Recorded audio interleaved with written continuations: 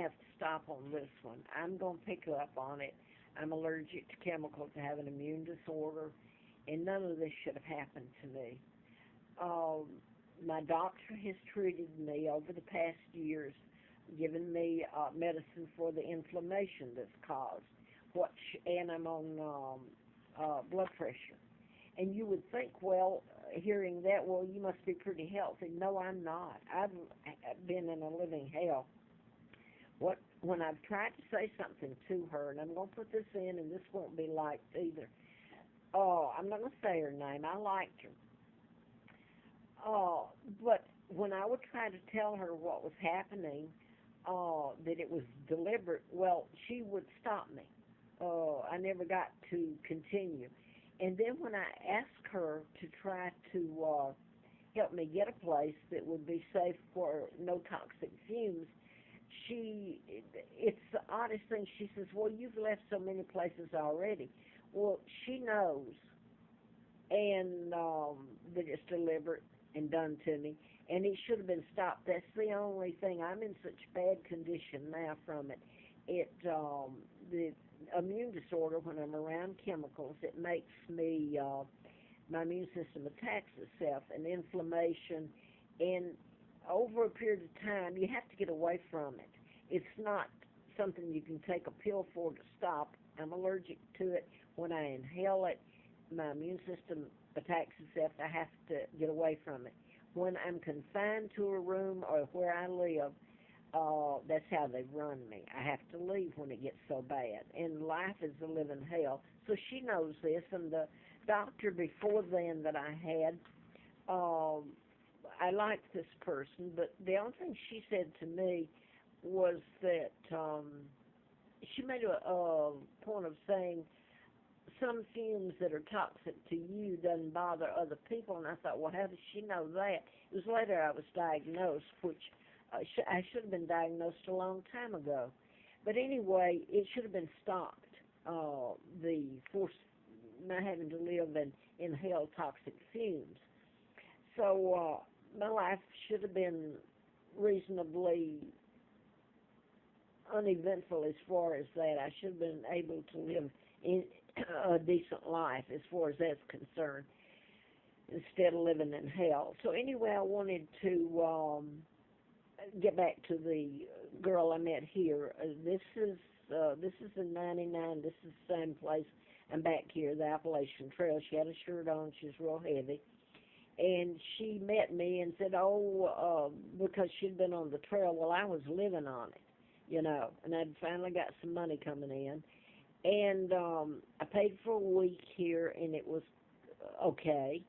And she took me out to get my check, and when I came back, I paid for a month. That's when they came in a couple of days later and soaked me and came in and bombed it room right next to me, and I was so sick I couldn't stay. And it's the same place here. And I called the owner, Patel, and he owned Ramada Inn down. Oh, it was an older Ramada Inn, but it was way downtown Roanoke. So I walked and walked, got there, and he gave me a room, wouldn't give me my money back. Now, I want to remind you, this is what they've done all along. If I pay for a month, if I've got the money, then I move in, and I might get to stay a day or two or maybe a week at the most and suffer with the fumes that are fed me. And I have to leave, and they won't refund my money. Well, you can't really, you can't, the pain and suffering. It's illegal. They should be charged with assault, with fraud. There's every kind of law being broken in it. But I put on here is background information, because if you just pick it up like this, it sounds what? It's true, but, okay, it's really happened, and it's horrifying. But anyway, this woman, they had the Appalachian Trail shirt on. They gave me a couple of rides. Later, this is what she told me, and this is what's happened. It's the law enforcement gets stuff on people, and for them to participate with what they're doing to me, they'll drop charges against their children, or if they've got, like in the apartment, if there's fire,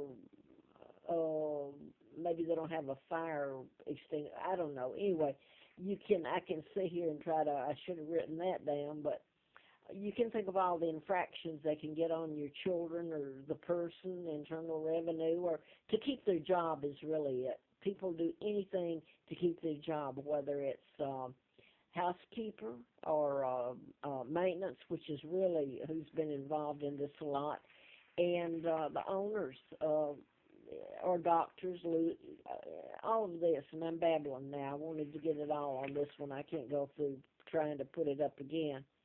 Point is, you have to get away from it. So this is where my doctor over the last year should have stepped in and tried to help rather than, so that's what I've done. Been on for inflammation, and that's it, and lisinopril.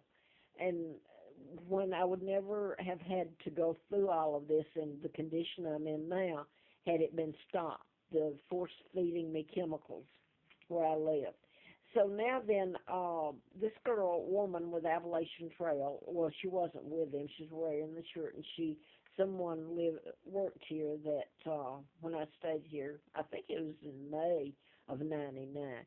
But anyway, for taking me to pick up my check and come back and paid the rent here for a month, which I only stayed 2 days and left and walked. So I've just told you all that. This has been an ongoing journey into hell, and begging and pleading and everybody knowing it. And I called her, she gave me her number, and she took me back out to the forest. Now, let me remind you, this has happened over and over. I've tried to leave, and the same thing happens. If it's a cop or law enforcement involved, all they have to do is make a phone call across the state line. And the same thing, and I'm heading back here to go to the forest to live. Anyway, she told me later that she had lived in not too far from here. I believe she said old farmhouse, and I believe she said, I know she did, there was no running water and all that, and they had to use chopped wood and all that. So she came here to Roanoke, and in return for her doing those few things for me, I guess you call it helping me. Helping me would have been getting me an attorney and getting me an apartment and making sure that it's secure like anybody would want, not poison with fumes. Now then, she told me that in return for that she got her apartment and she got her children into school, that it had been blocked unless she helped me. So this is kind of just the gist of it. And I don't know that, this is the same place I'm at now. I've come back. I've been run from here to there, and I've even put names up.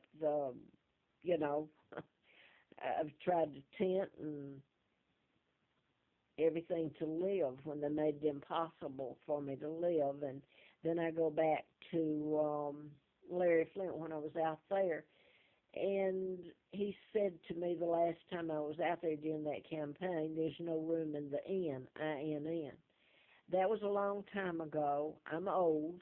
I don't know if my children are alive. I've been putting up on YouTube all of this, and it's kind of odd to watch people behind closed doors when they can get away with murder. And that's what they've done to me over the years. And they find it funny that they can spray me. And I could tell what happened here today, and I won't. I'm just going to end this here.